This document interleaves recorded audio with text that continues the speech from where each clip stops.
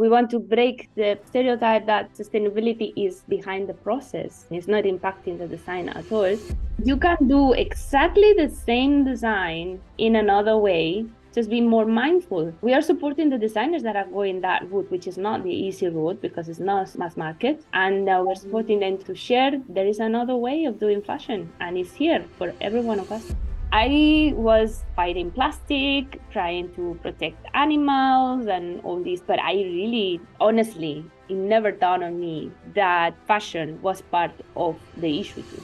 I got invited to the first meeting of Fashion Revolution, first meeting that the UAE chapter had. That meeting, I honestly came out very confused. I left the meeting a little bit on denial, like not a little bit, on denial, like how come all this is true and nobody's talking about it in the media? It's far too bad not to be on the media. It should be everywhere. Every newspaper should be talking about this modern slavery, how the dyes is impacting the river and the rivers and the water bodies, how all these things, like it's just too much. How is possible that it's not making it to the news? Like, they were showing how the dyes from all these fabrics are just released into the rivers, and the water is so bad that the people living there, they are getting all these weird diseases, and it was so saddening to see that. And after seeing that, I think that should be shown everywhere. As you said, it's not really getting that media coverage so much.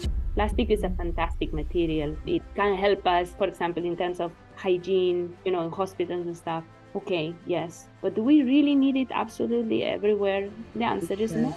I was trying to find, alternatives, and none of the shops had even like good cotton clothes. Even if you wanted to buy some good cotton or linen or something, everything was polyester. And it's because it's cheaper. Yes. And the polyester is way cheaper than any natural material. And cotton may be natural, but right now also it requires so much fertilizers and chemicals and pesticides to keep the yield.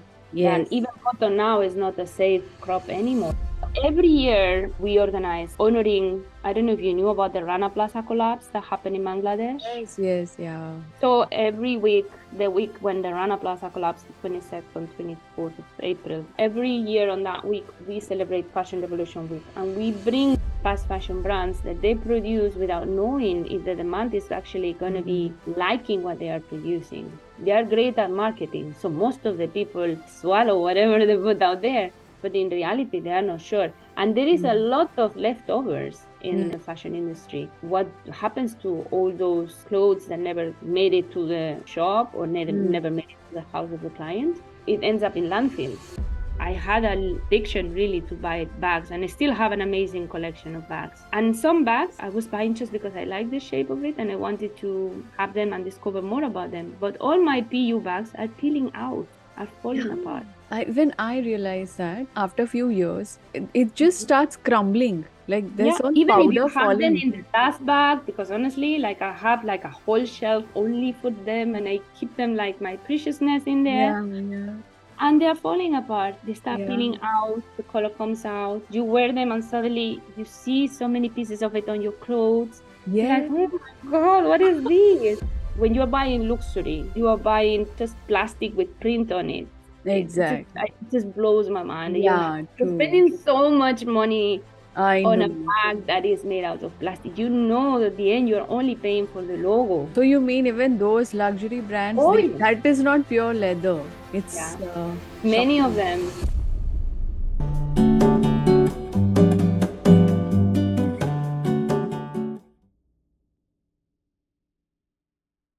Hi, Araceli. Welcome to the Sheroes podcast. So lovely to have you on the show. Thank you so much for your time. How are you doing today? I'm good. Thank you so much for having me, Pallavi. To start with, it would be great if you could introduce yourself to the audience. Sure. So my name is Araceli Gallego. I am the founder of GoShopia, which is a lovely online marketplace or boutique that works only with the slow, sustainable, and socially responsible brands. Those are our 3 S's or core values. And there's a 4th S, which is style. We want to break the stereotype that sustainable fashion is just too loose or too brown, or Yeah. we want to show that actually sustainability is behind the process. It's not the design. It's not impacting the design at all, and that you can wear, even go to the Oscars or get married using sustainable fashion. That's the whole idea. So we have different aesthetics, different price points, different designers. It's a collective of designers, and it's that's what we do. Yeah. Wonderful. Yeah, actually, because when it comes to slow fashion or sustainable fashion, the perception people have it's going to be very boring or, Yeah, uh, exactly. Very very bland, neutral a colors little and bit bland. hippie looking. Yes. Yeah. This is not true, because sustainability in reality is about the process, how you make things. Yes, So you absolutely. can do exactly the same design in another way, just be more mindful. So we are supporting the designers that are going that route, which is not the easy route, because it's not mass market, and we're supporting them to share that there is another way of doing fashion, and it's here for every one of us. Yes, absolutely. So after some research, I found you were always an eco warrior at heart, and you strive to be as sustainable as possible by avoiding plastic and saving Yeah. trees. So can you talk about it? Was there a trigger that made you eco-conscious, or were you always this way? I don't know exactly what triggered it, but I remember when I was a child that I was always very, I don't know, connected to nature. I would really enjoy being outdoors, and when the Rainbow Warrior from Greenpeace was out there and it was in the news, I was always telling my family, "Oh, I'm one of these people. I Oh, want to go wow. there and save the whales and be there and make a point that like they should be protected and all this." So I supported the animal shelters and all these kind of. It really, like, to me, was like, I don't know where from it came, but it was always in my nature Probably in to. the media, you saw this information and it. Definitely, I think media is very powerful, because Mm, what we have in front is what we tend to believe. yes.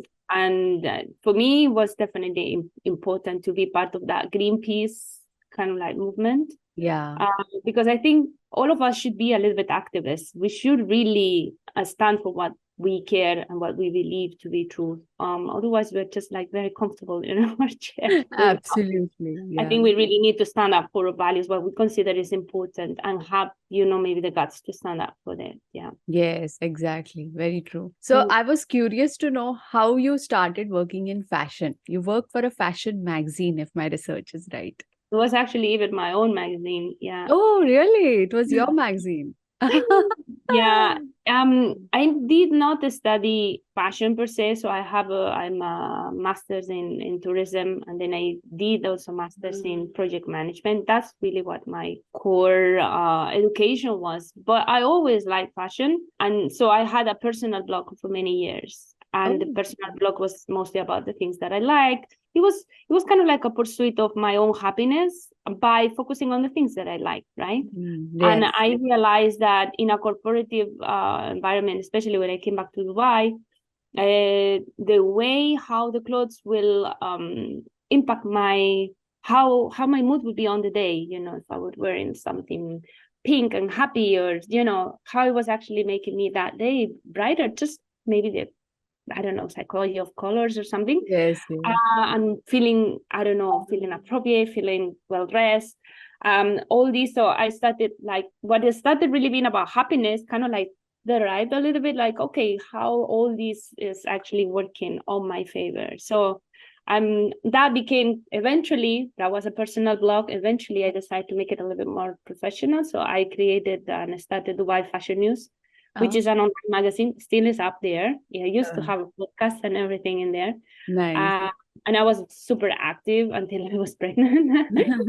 And yeah, so that's a little bit what started me in fashion. Once you tap into something that makes you happy, I had a little obsession from when I was, I don't know, very young, on handbags. Oh, So okay. I study a handbag design. Yes, that Okay, part I nice. did study later, Mm. and I still have there my drafts and my collections. And maybe one day I revisit and I'll bring it if Yes, I ever have the time. I know. Yeah, exactly. That'll be lovely to see. Yeah, Yeah, all nice. eco-friendly bags. Wow, cool, nice. You have also stated that during a fashion revolution meeting, you realize that fashion too needs to be urgently more eco-conscious. So, Yeah. what was the message during this meeting that made you start thinking about it? So you see, when I started to buy fashion news, and when I had my personal blog before, Mhm. I was fighting plastic, trying to protect animals and all this, but I really, honestly, it never dawned on me that fashion was part of the issue too. Mm. I didn't know. I really didn't know. And I should have, because come on, you read the label and it says polyester. But honestly, it didn't. Thanks to the magazine, I got invited to the first meeting of Fashion Revolution, the first meeting that the UAE chapter had. And Okay. there, it was Aisha Sultan, is a very good friend of mine. Mhm. And she was sharing facts. Honestly, she was like, it was a very educational meeting. She was just sharing facts about, okay, so did you guys know all this? And she made it really very scientific, really like sharing news. This is coming from here, this is coming from there. She gave Mhm. us some questionnaires. It was Bluffy Jasamal also there. She was a very creative designer, and I was following her too. So that meeting, I honestly came out very confused. Um, Imagine I'm writing, I have a fashion magazine. I'm yes, writing about how it makes me feel good and yada yada. And yet there is all this happening problems. behind my site. And I've been doing this for a number of years. And how is it even possible that I mean, I'm a very curious person and I have this natural inclination already for nature. And I didn't know anything about this. Mm. Honestly, I left the meeting a little bit on denial, like well, not a little bit on denial, like how come all this is true and nobody's talking about it in the media? It's far too bad not to be on the media. It should be everywhere. Every newspaper should be talking about this modern slavery, Yes. how the dyes is impacting the river and the rivers and the water bodies, how all these things, like it's just too much. How is Mm. possible that it's not making it to the news? Because I was reading the news and I'm still a little bit addicted to knowing what's cooking around the world. Yeah. And honestly, I was like, so I said, okay, let me do my own research, my due diligence, and find out if this is something that is true or not. The more I dig, I was shaken. Sure. Yes, it was true, but it's a far too inconvenient true. You see, fashion is a $3 billion industry. Industry. Mm. There's a very big companies inside that have a lot of marketing money.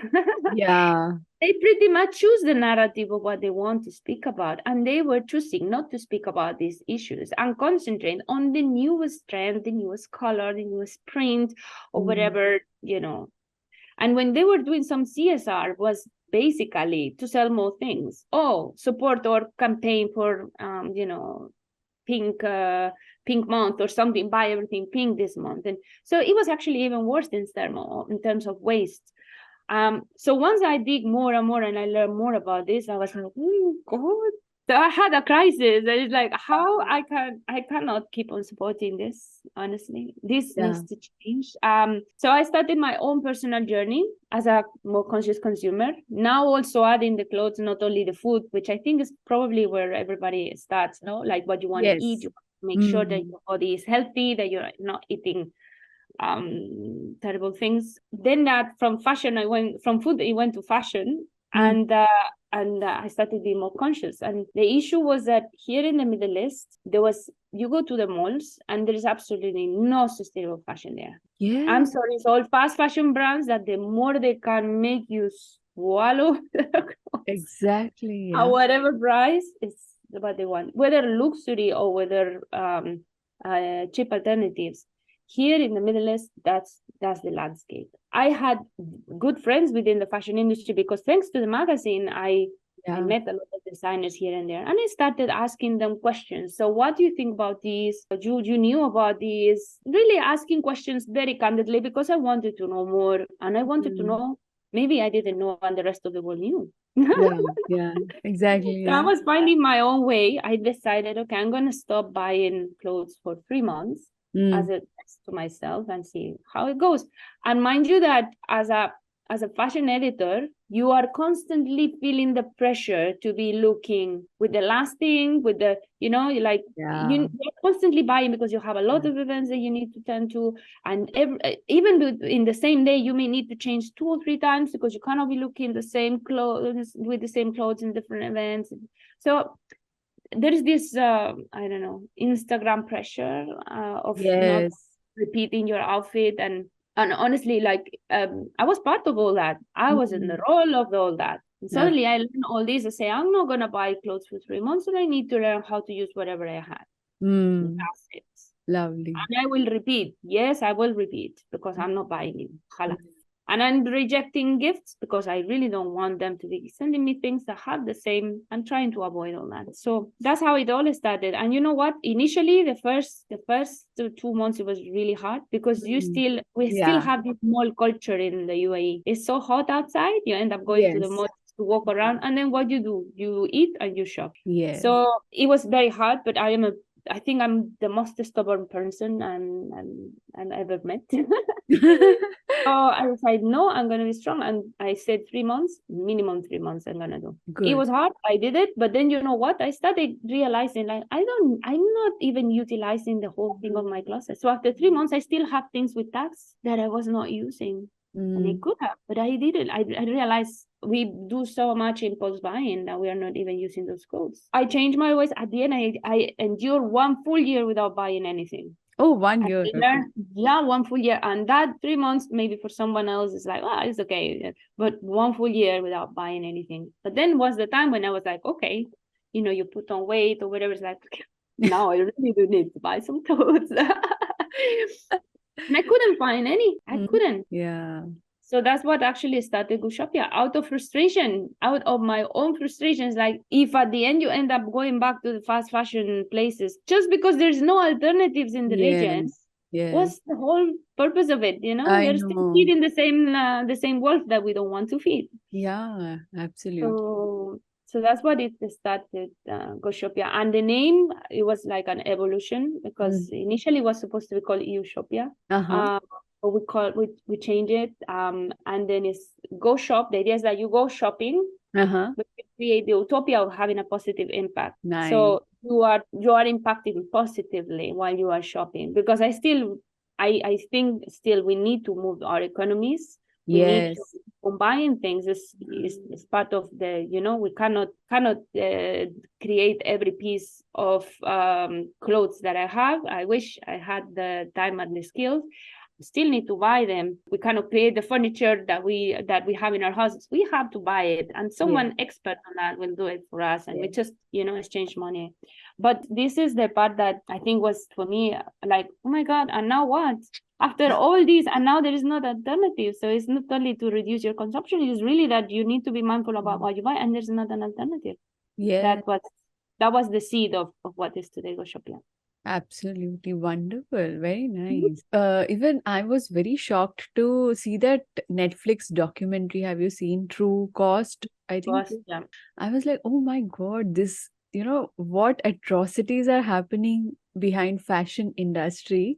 And even I saw some, a video on YouTube where a documentary actually, it was showing how I think most of the garments are stitched in Pakistan or Bangladesh, right? And even the cotton or something comes many of them, but there's a lot of other producing countries. China is huge, all Southeast Asia. So like, they were showing how the dyes from all these fabrics are just released into the rivers, and the water is so bad that the people living there, they are getting all these weird diseases, and it was so saddening to see that. And after seeing that, I think that should be shown everywhere. As you said, it's not really getting that media coverage so much, right? Like, nobody's speaking much about it. What is really happening with all this industries just releasing this water? They're not even managing the waste properly. They're just releasing it. They're always finding either countries where there is no regulation or not Yeah. implementation of the regulations so that they don't get fines or anything. Yeah. And even if they get the fines, they happily pay the fines because for them It's a more very work. minor amount, huh? It is more work to actually do it properly, you know? Oh, okay. This is the part that is scary. All those water, for example, what you were saying about Yes. all those waters that have heavy chemicals and a lot of chemicals Mm. in there, they're killing the flora and the fauna of the rivers. Yes. All Exactly. the aquifers, like agriculture, that is getting irrigation from those rivers Yes. are My God. actually getting their food polluted with that. Yeah. Then let's keep on downstream. It reaches the sea, and all that is also impacting our marine lives. We have the corals being bleached because of high temperatures. We have fishes dying, and we don't know why. There is so much that we need to do to make this change and Absolutely. better. And Yeah. then if we start talking about the microplastics, which is also a water-related Yes. problem, wow, we need to avoid altogether the use or the massive use of polyesters. For example, when you're talking about activewear, Mm. if we want to have this kind of fit, like the leggings or the Yeah. swimwear, Yeah. we need to have synthetic fibers to Yeah. create. Okay, but remember when it was like in fashion to be looking like you would go to the gym, even if you were actually sitting on the sofa and you were not even having plans to go to the gym, this active wear, active lounge, Yeah. leisure living, Exactly. all those clothes that have so much content on synthetic materials, Mm. they're getting washed, they're releasing microplastics. Yeah. They're not really used for the purpose that they were intended to. So maybe you could actually sit on your couch on beautiful organic cotton, Pants. comfortable clothes Exactly. instead of maybe leggings. And I Yes. don't know. But this is the thing. Like it happens a little bit same as with plastic in general. Plastic is a fantastic material. It Yeah. it can help us to, for example, in terms of hygiene, Mm. in hospitals and stuff. Okay, yes. But do we really need it absolutely everywhere? The answer is Exactly. no. Mm. And the True. problem is that now with the water bottles and I come on, know. just like let's do or tap water efficient enough so that there is no need for water bottles, or you have Exactly. your proper water bottle and you refill it wherever you go on. You don't need to be having so many water Yeah. bottles. Exactly. So yeah, that's the issue. Like, but trying to figure out how to I know. make it better. Yeah. But it's a journey. Exactly. Yeah. But yeah, that's wonderful that you started this initiative. There are options, as you said, even some time back when I had realized this, I was trying to find, alternatives, and none of the shops had even like good cotton clothes. Even if you wanted to buy some good Yeah. cotton or linen or, something, everything was polyester. It was so sad. And like you Yeah. don't have much options when you go into a mall with all these big brands as well. They are mostly Yeah. promoting polyester fabrics with Yeah. it. And it's because it's cheaper and they Yes. talk about the Yeah. price. So the Exactly. polyester is way cheaper than any natural material. Yes. And True. and if we go, because cotton may be natural, but this right now also it requires so much fertilizers and chemicals Mm. and pesticides to keep the yield, then Yes. even cotton now is not a safe crop anymore, even if it's Yeah. not. So if we make the division between synthetics, naturals, and organic, then the Yes. price range is huge. If you're a fast fashion brand and you need to offer the prices that you make your customers get used to, you need to stick to polyester and to synthetics. Is the only way, really. Mm. Very They true. they cannot afford Then they the won't get their margins and profits when they opt for sustainable, fabrics, right? but it's good quality at the end of the day. It's not only good quality for the wearer, it's good Yes. quality for the whole supply chain that is not exposed to these pesticides and these fertilizers and these things. It is shown that all those things. Why do you think all the baby stuff is always organic cotton? Because they have Yes, very sensitive exactly. skin, Mm. and they become, they get rashes and stuff out of the cotton. It's just because still the cotton is impregnated with all this. So I think, why would we use then if it's not good for my baby, it can't be good for me either. Why, like we need to shift the paradigm and really rethink and Yes, definitely come to terms to where we want to invest our money. Because I think as consumers, we are really the key that will bring change in this. absolutely. Yes. If we are mindful and we decide, oh, because you go to the mall and you see, oh, like there is like 3 t-shirts, $5 or whatever. It's like, wow, you feel tempted, oh, I'm going to buy it. But do you really need 3 t-shirts? Exactly. Why don't you invest in one good t-shirt that you really love, that you are going to cherish, that is good material, that you feel lovely when you are inside? Like this is, I think we need to change the consumer perspective and try to be more mindful and think more investments when you are doing your choices. True. Because the brands need to do their part, but we need to tell the brands what we want. If we keep on buying Shein and all these other fast fashion brands, that's the message they're getting. Oh, they like what we are doing. They like our business model. It goes well for us. We keep on producing like crazy people. Who cares? Exactly. But if we as consumers say, like, listen, I'm not going to support what you're doing, because Yes. I care, and I think there's more important things than just wearing clothes. I think we just need to change the perspective, really. Like if you would be one of the family members of the people that live close towards these rivers that are so polluted, Yeah. you will see, like, okay, do I really want this for my family? But because the supply chains are so long, you never really get to see this. Now, even after seeing that video, whenever I buy groceries coming from that country, I feel, oh my God, it must be having, so much of toxins in it because of all these dyes going into the water. So the groundwater is fully polluted. It was sad to see that. This conversation is so much needed to bring this awareness that little quality is better than quantity, and support sustainable fashion. It is we are caring for other people. It's not being selfish just for our needs, but we are also seeing how the people in the supply chain are being affected. So Exactly. yeah. Exactly. It is the supply chain is not only the garment workers, Yeah, the exactly. farmers that are growing the crops, the cotton and the linen. Yeah. All this is also part of the equation. All the people that are processing the textiles.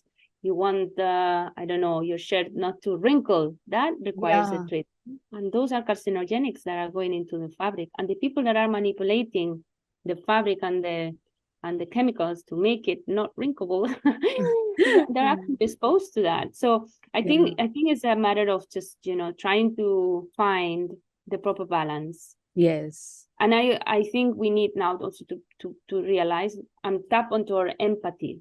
Yes, true. Because we are privileged, honestly. We are so privileged. But we need to think of everyone else on this world. Absolutely. Very true. Actually, you've answered my next question, which was how did you start GoShopia? So that was very well answered. But I'm intrigued to know. So is it a bootstrap startup, or could you raise money for it? Because I think it's a challenge to raise money for sustainable, businesses, right? So I was just intrigued. And also it is bootstrap, and I don't know if we will ever manage to get investors, because I'm concerned about maybe the investors wanting something different to what my vision is for it, really, to facilitate the consumers because this is also another thing. When you are conscious and you start caring about things, it was a challenge for me to find brands that would support my values. So I was like, I'm telling you, I'm very stubborn. So I would ask the brands, how do you produce? What is the material that you're using in this dress? How do you do the dyes? La la la. All these things, you really don't have the time as a consumer. You have other things to do. Yes. So I'll do all that so that the clients, when they come to GoShopia, whatever they find is already curated. And there is a reason for it to be there. Lovely. Because it follows at least one of our 3 S's: slow, sustainable, and socially responsible. And each one of them, and there are some designers that are the 3 of them, it's kind of like badges of honor that they keep because they are proud of having their 3 S's. And to me, that's fantastic, because it shows that change is possible. It is a journey, definitely. Yeah. The change is possible, and the idea is basically to facilitate. If you have a a consciousness, and you want to not to fall into the fast fashion trap, okay, check this website, and in here you have very different brands, different aesthetics for different occasions, different budgets, and you can find what you're looking for, because it's not the same if you are going to, I don't know, a special event, or if you're going to work, or if you just want to something to be comfortable at home. Your budget for each one of the occasions may be different. Exactly. So that's why we don't have like, okay, it's all luxury or it's all, no, it's actually for everyone, because the idea is that we facilitate you the transition to be more eco-friendly, no Yeah. matter what your lifestyle, no matter what your style is, you have options to choose from. Awesome. You said three S's, right? And you also talk about the four S, which is style. Or Can you style. elaborate it? Like, how do you source your clothes? Do you give your designers some needs when it comes to, because you are a fashion editor and you worked in the industry, do you really order clothes as per some style, or you are sourcing from different designers? No, so we have a very different business model. And again, it taps into the part of being slow. Okay. We don't buy a stock. We work with Wonderful. different designers, and we are a collective. Ah, nice. So basically, yeah, and some of the pieces that you will find on the website, they will be only made once there is an order. We are really trying to reduce waste. Wonderful. So the ones that are already made, the idea is that we don't want, this is what happens with when you are working with independent fashion designers. If they have their stock spread in different retailers, Yeah. they're needing to produce more than maybe they don't know if it's going to sell or not. So we are trying to keep it very minimal, and maybe we have one or two pieces for you to see the quality, and if it's the right size, you can get it. And Nice. if not, then they will send you the right size. They will produce it for you. So the Okay. idea is basically that there is a connection, you see, because we know who is behind every part of the journey. Yeah. So we know the artisans, we know the designers, we know how they do the things, and it is our supply chain is shorter. So Nice. that way we make sure that they are, and this is the best business model for them, because they don't want to produce more than what is required, and we don't want them to do it. So we work like that. It's kind of like consignment, drop shipment. It's a mix of things. We work very much together as a collective. We speak a lot and we do things together. And the idea is basically to bring awareness about sustainable fashion and of course, visibility and options. So that the option part is where you have all the different designers that you can choose from. Nice. So that's the whole idea. Yeah. Wonderful. So if somebody wants a custom design, do you also make that? Like you can get that done because you are making it on order, right? This is the thing, like every designer works differently. Some of them are slow, some of them are sustainable, some of them are socially responsible, some of them are only two of the three S's, some of them are three of the three S's. But in the slow fashion, you will find also that there is people that do, some designers that would do small batches. Okay. So maybe they do 10 small, 10 medium, 10 large of a particular design. So if when you're coming to the website, that one is available, they won't need to produce it. They will use it from the stock that is there. Okay. And that's also another way, being mindful, trying to meet the demand. So that's another way of being slow. The opposite is the fast fashion brands that they produce without knowing if the demand is actually going to be liking what they are producing. They are great at marketing. So most of the people swallow whatever they put out there, but in reality, they are not sure. And there is a lot of leftovers in the fashion industry. Yeah. And what happens to all those clothes that never made it to the shop or never made it to the house of the client? It ends up in landfill. And you've seen also probably some videos about. Yeah. I think they burn the clothes, right? Some of the big brands, Many of they them, actually burn the yeah. Many of them, they send them to landfills. Others, they burn them, especially certain brands that don't want, they rather burn them rather than give them to charity or anything else, because they don't want the brand to be diluted. They want to keep the brand status. This happens with luxury. This happened even with fast fashion brands that they consider themselves within the fast fashion notch, Premium or extra premium. So, so all in all, then all the effort that Mother Nature is doing to create yeah. the material, they are the people stitching it, getting paid pennies for it.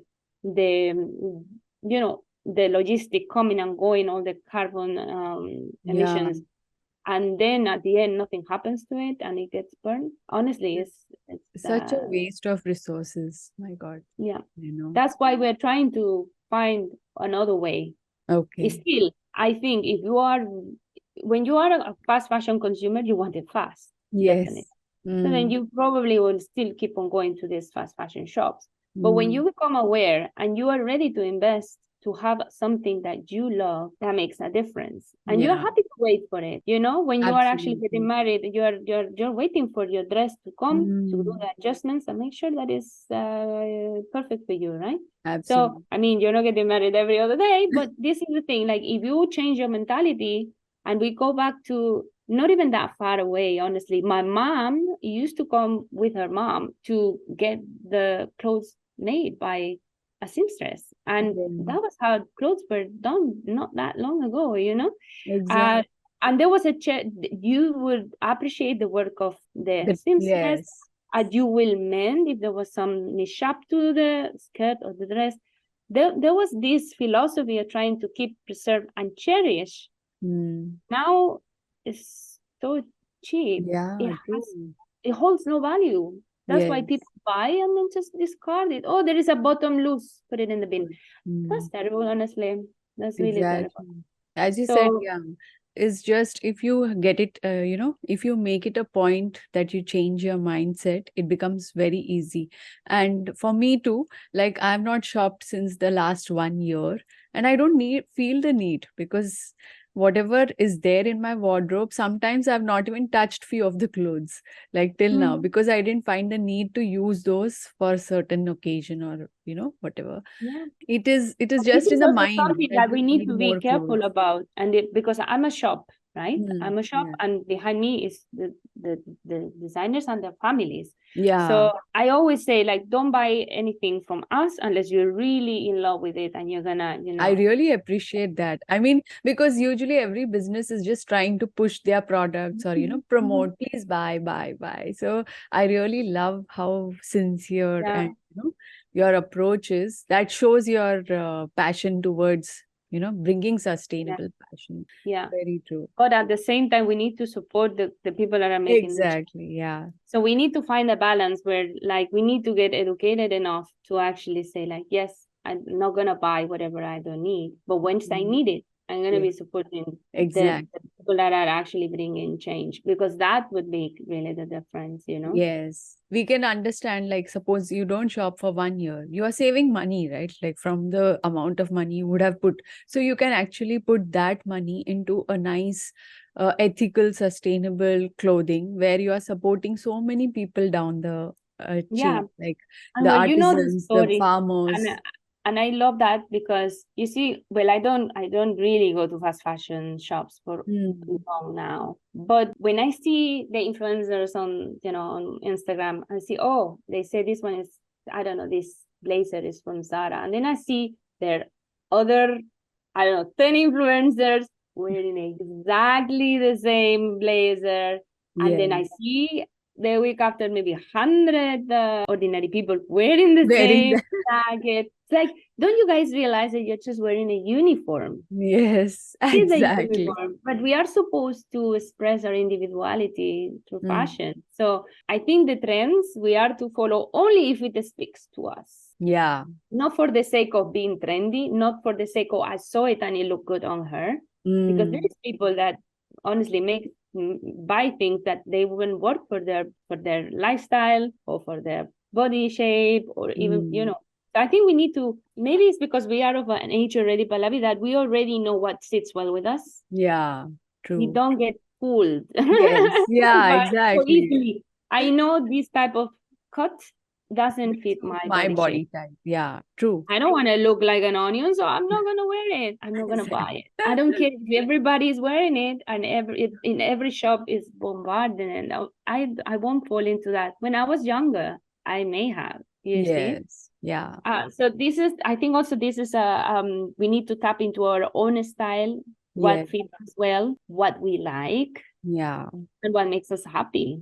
Yes. I think that's important also. Yeah, As in, true, true. That even I realized very late in life. Before, as you said, even I used to feel, okay, this is a certain fashion people are following. This is the trend. Even I need to wear, but I was never comfortable in some of the clothes. Now I realize, okay, it's not necessary that, because that's the trend, I need to wear it. I need to yeah, wear something that is comfortable to me, which makes me feel good. yeah, And each person can carry a certain outfit, uh, because everything doesn't suit everyone, so exactly, you need to exactly. see where that But comfort I think and it's this need to want to belong to a group. mm, And when mm, we see the influencers stuff, it's like, oh, I want to be like her. yeah. Why? Be like Exactly. you. Find your voice, find your uniqueness, be your own influencer. Yes, true, true, very But true. yeah. So I don't know, like that is, I guess it's part of the journey of self-discovery that every one Mhm. of us has to go through. And you cannot really skip the steps in this. Everyone will have to go the journey and find their own style and their own, I don't know, the way they want to be presented in Very front of well. the world. Yeah, very true. You are also the UAE Fashion Revolution country coordinator. Can you explain what is your role as a country coordinator and how do you promote sustainable fashion through this role? Aisha was the one starting me in all Uh-huh. this knowledge, and then once I started researching, I I wouldn't stop reading and finding information and studying and asking questions because I've been always very inquisitive. I always want to know what is behind the things, right? Yeah.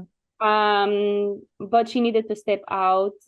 She had a second baby and it was just too much for her, so Mm. she called out for okay, a replacement, and I took my time to say yes because I was not sure if I would be able to deliver, because it is a huge responsibility.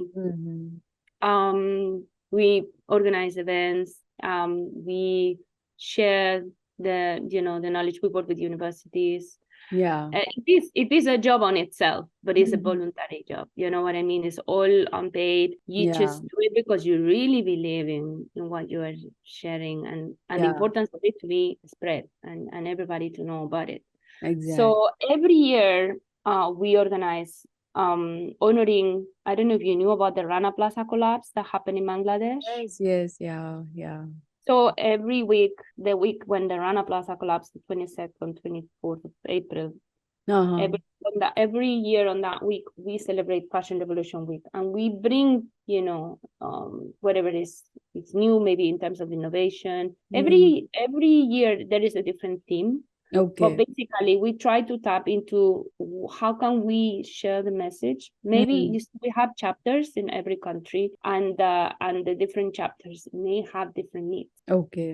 Mm-hmm. So, for example, the and also limits. Let's put it like that. Like, for example, Bangladesh has Yeah. an amazing fashion revolution team in there. They're a producing country, so Mm. they're trying to raise, maybe from more a political perspective about the trade unions, about how to improve workers and garment workers' welfare Yeah. and all kind of things. So they can be politically more active. Here Mm-hmm. we cannot do these kind of things, but we are not a producer country, we are a consumers country here. Right. So what we focus is on educating the consumers, Mm-hmm. showing them the different options that are available here, trying to help designers to transition, because there is a lot of Mm. questions. How do I do it? I want to do it, but I cannot find fabric. I cannot find. So all these, we can connect them and help them find their supply chain maybe and make it happen. Very. So we are very proud of some of the local designers that went the route, and now they are fully sustainable brands. Wow. And the consumers, to educate them to be able to support this movement, because it's a Mm. cycle, and it will only work if it keeps on being circular. Like Yeah. the designers do their change, but they find the demographic where they can sell to, so they made a living out of it, and then that keeps on happening.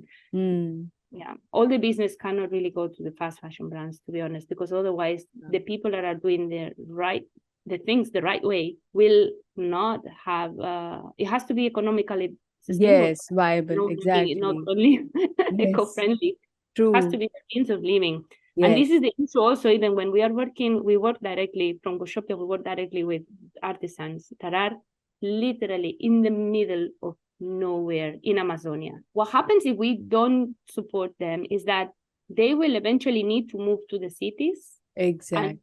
that traditional technique of weaving or doing beadwork will get lost. Yes. They will find themselves in a big city when they are actually the ones that were keeping the jungle, alive. Yeah. Served. They were the ones there stopping the bulldozers. They're the ones there that are actually, they Yes. have a very important role in our ecosystems. True. And if they go to the cities, they don't speak the language well. They don't have the formal education. So they end up in very shitty works, maybe cleaning in a I hotel know. or who knows what. Just to be part of society, they pay a very high price, when in reality, where they should be is keeping and preserving nature, making sure that if there is a fire, they are there to actually stop it, and being able to keep the traditional lifestyle. I don't know why we need to westernize every civilization. No, they are perfect. They have an amazing and a very important role to do in our environment and our ecosystem right where they are. We need to find a way to support them right where they are. Absolutely. So well said. And such a beautiful work you're doing. I really appreciate it. Yeah. And you have a beautiful collection of eco-friendly accessories on GoShopia. Like, can you highlight the problems with non-eco-friendly accessories? Because knowledge, I think that awareness also is very less in people, because the first thing they will opt for is these Rexine bags, or there are many accessories that are Let's see, because this is a hot topic also, Hmm. especially with bags. Yes. The trend that they tell you, oh, but my bags are vegan. And this again taps into your values that's why we even have a section of vegan items within GoShopia, so that people that are vegan know that whatever is there is 100% vegan. Okay. But for me, for example, leather is a byproduct of the food industry, and it shouldn't go to waste. To me, Yes, it is resilient. It really does the job. Really, it holds very well. I still have things from my grandfather's youth, and they're made out of leather, amazingly well preserved.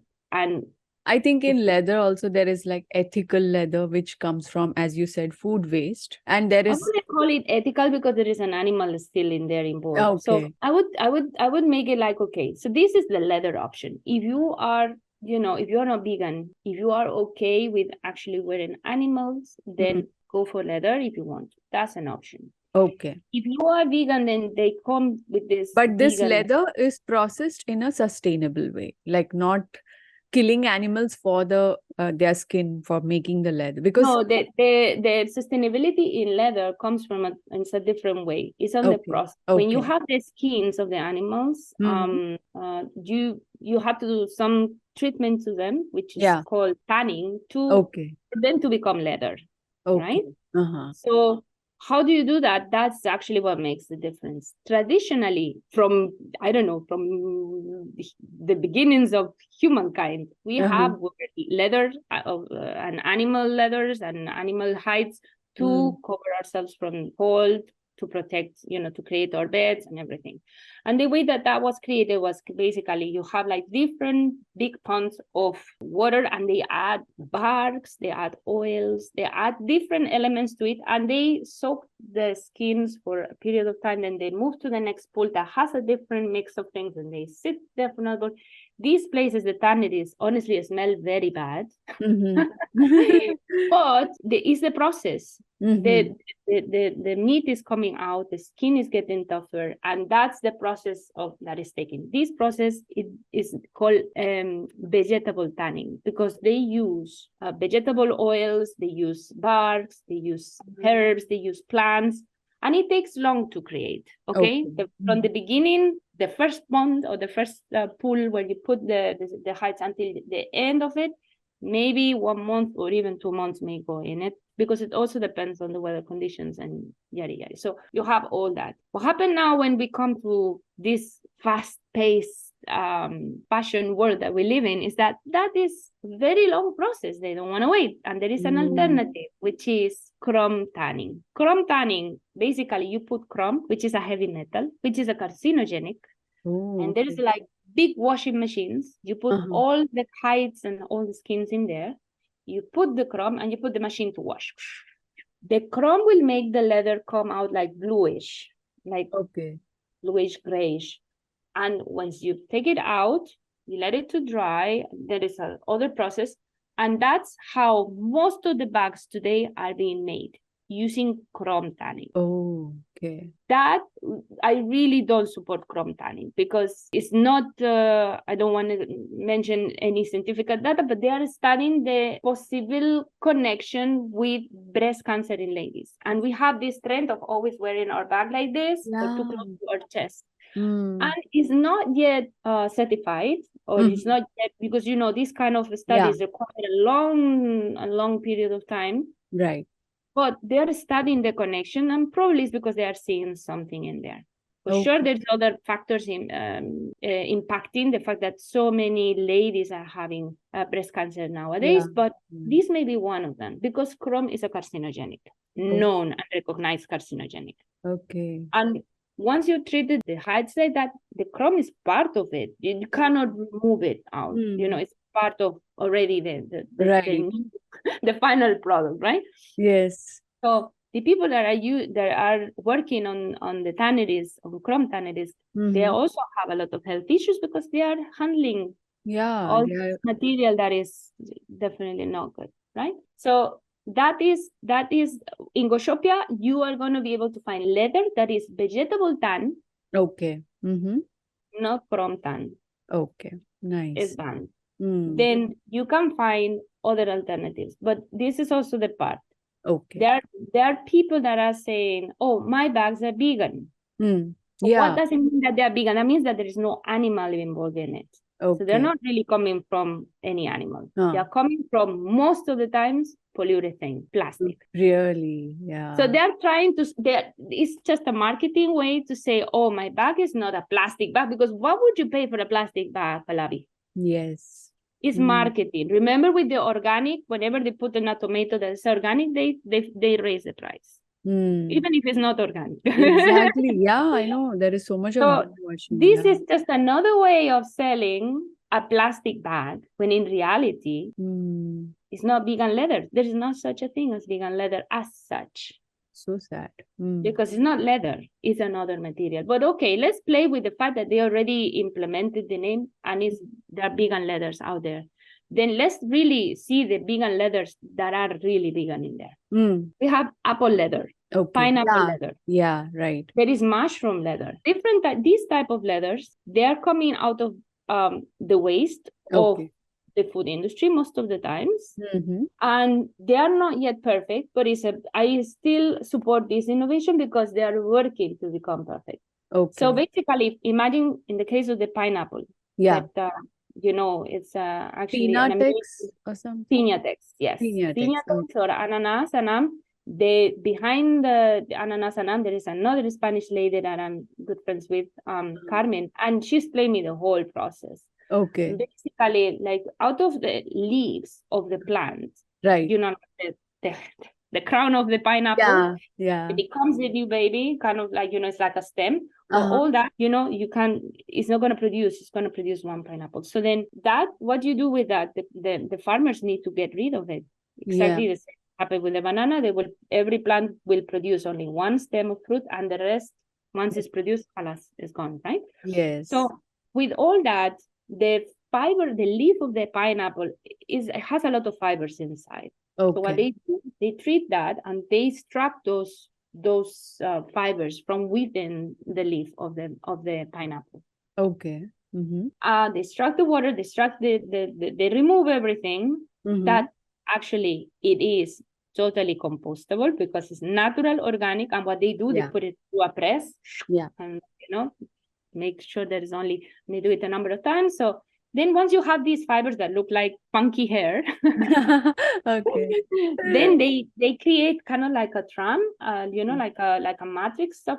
I don't know, like Yeah. this, Uh-huh. and then they coat it with PU. So there is still a little bit of plastic on it. Okay. We're working on reducing the amount of plastic, but that's Okay. basically what gives the movement, because otherwise Ah, very stiff. It won't be flexible. it would be stiff, or it would be, if they don't do it the thickness enough, it would not be really like leather, it would be more kind of like jute. Oh, okay. Okay. So the idea basically is like, okay, let's reduce the amount of plastic that we put in this by having other materials that are the baseline for it, that are waste. So we are removing from the waste. We are Okay. giving additional money for the farmers, because the farmers are getting paid to Wow. collect the pineapple leaves. So they are happy. They are selling the pineapple, and are selling the plant once their pineapple is finished. So they are very happy. Right. And then with this material, we are only having from 100% PU, which is what you would buy in a standard plastic bag.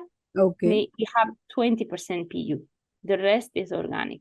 Oh, So by the time that bag or those shoes decompose, there is less plastic on it. okay. Carmen is a scientist, honestly, on this. She was also a handbag designer, and she's finding other materials, alternatives to PU. She's working with many different other things, and I know the other people from the apple, mushroom, Yeah. and all these other alternatives. We also have, for example, in GoShopia, we also have wine leather from the grapes. Okay. So all these, you're trying to reduce the amount of PU, which would allow the flexibility by trying to find alternatives, or to find another chemical way to make sure it breaks down or biodegrades one way or another. Right. So, but it's still, there is a little bit of plastic on it. So when the people say vegan, if you're vegan, okay, I get it. But then if you're vegan and you are eco-conscious, then maybe go for these other alternatives that have less plastic than just PU. And as a consumer, don't get fooled when they say, oh, it's vegan leather.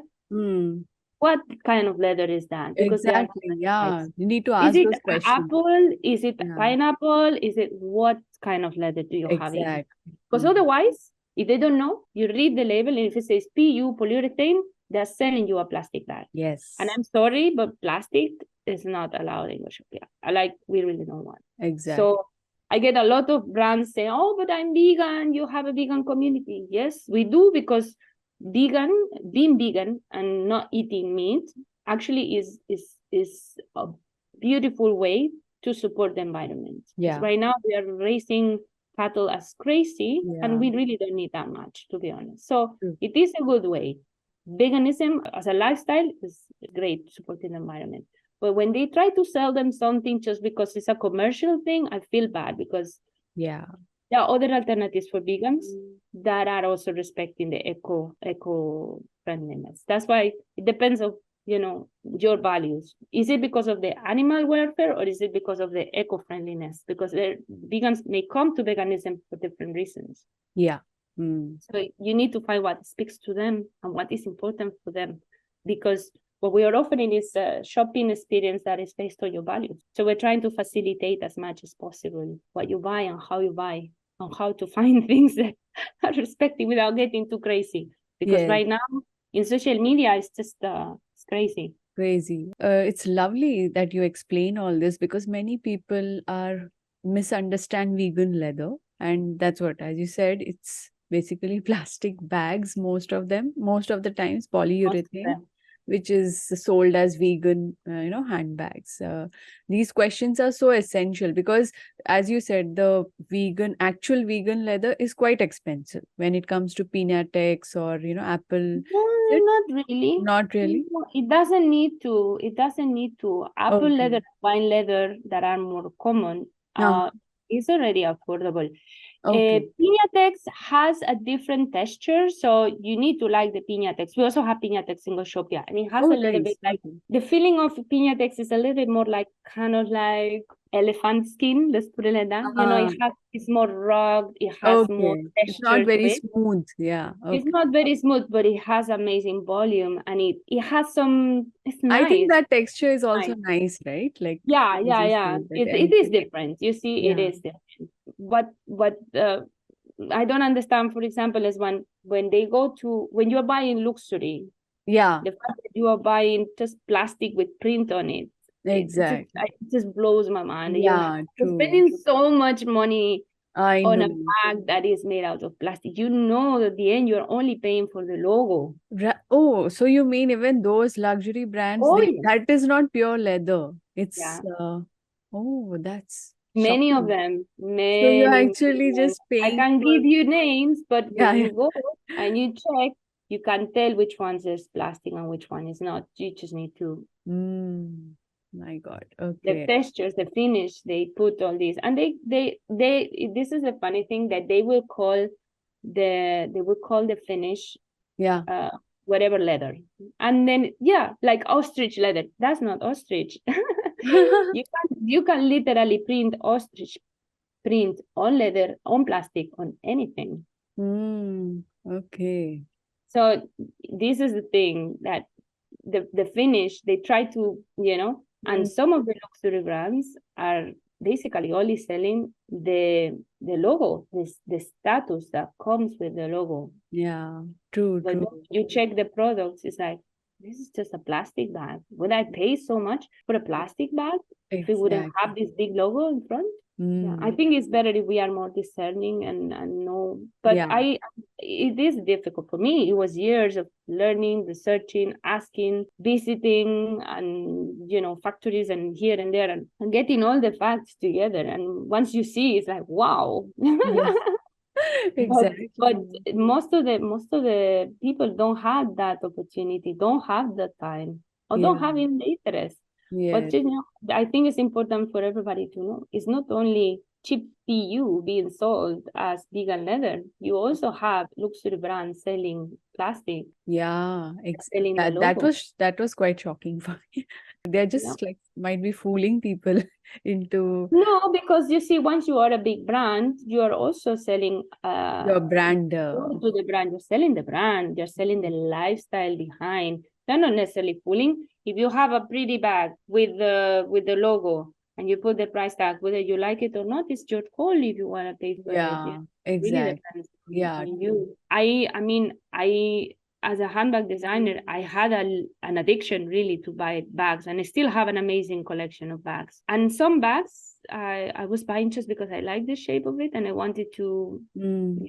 have them and discover more about them. But all my PU bags are peeling out, are Yeah. falling apart.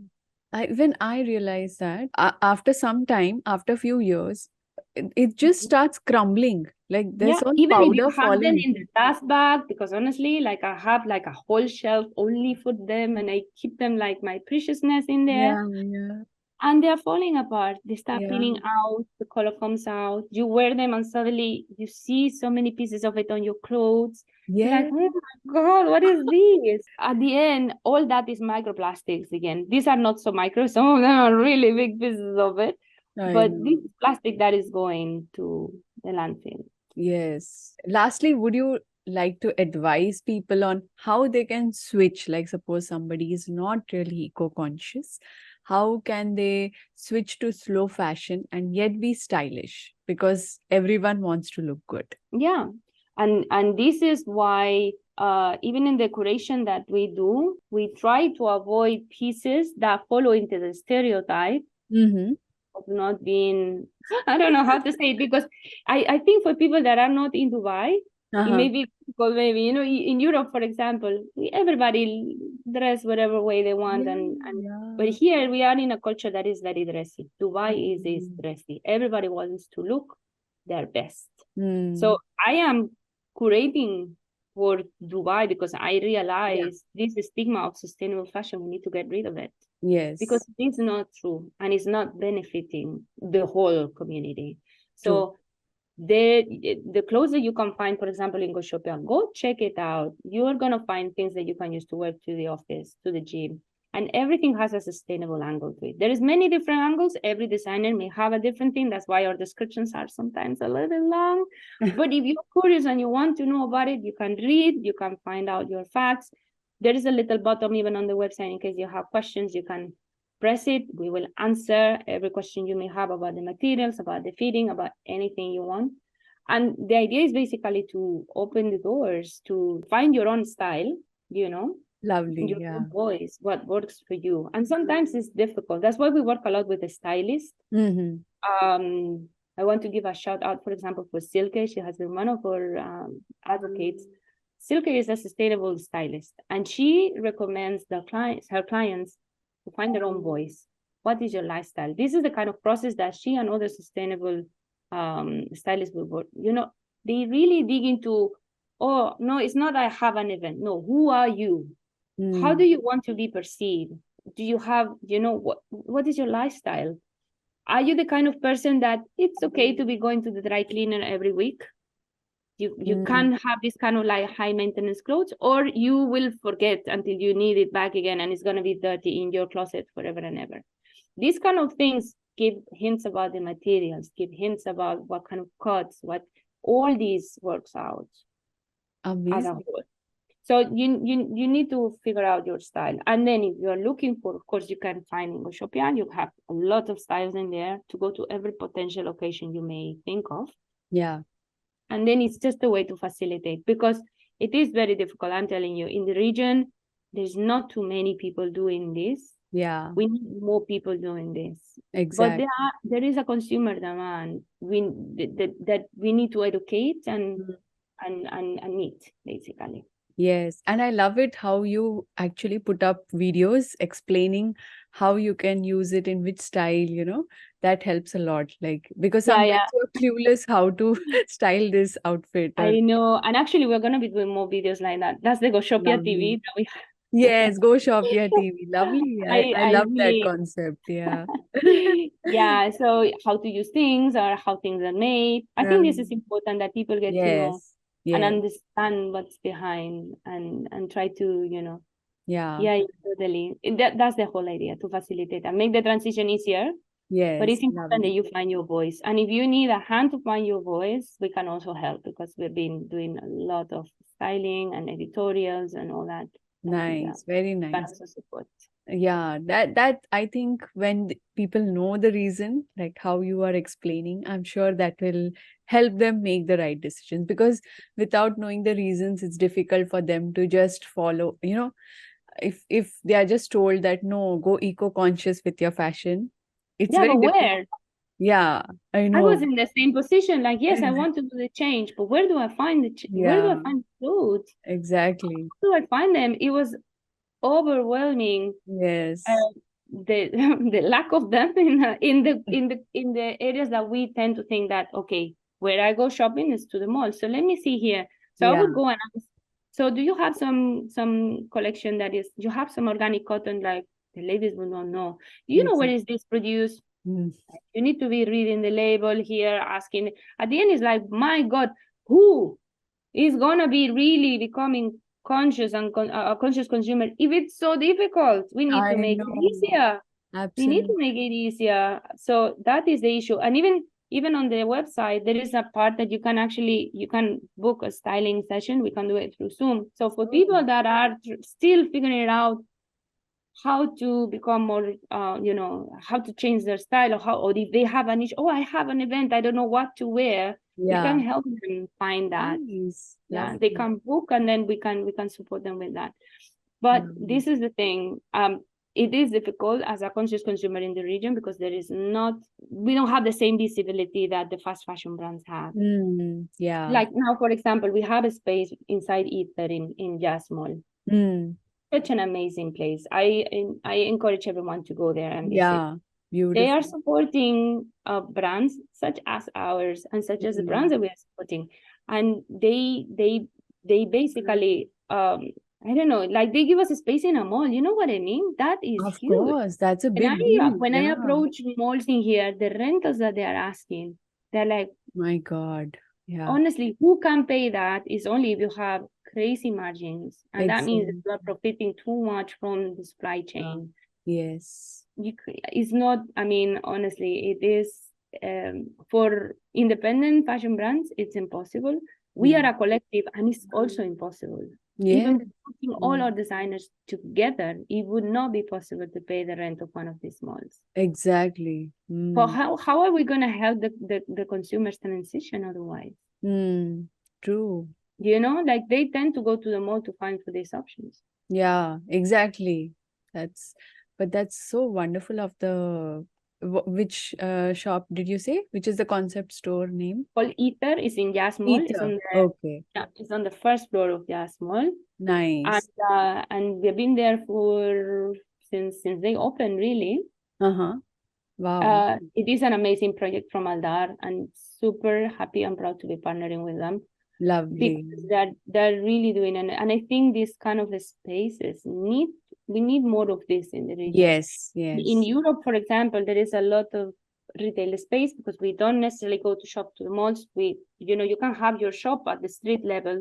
The Yeah. weather is more forgiving, so there's no need to be in a mall if you want to make sales. You can be on Okay. the streets. You can be on all the towers and all the buildings. They have retail space at the floor. So when you walk, you see shops, and it's the window shopping, right?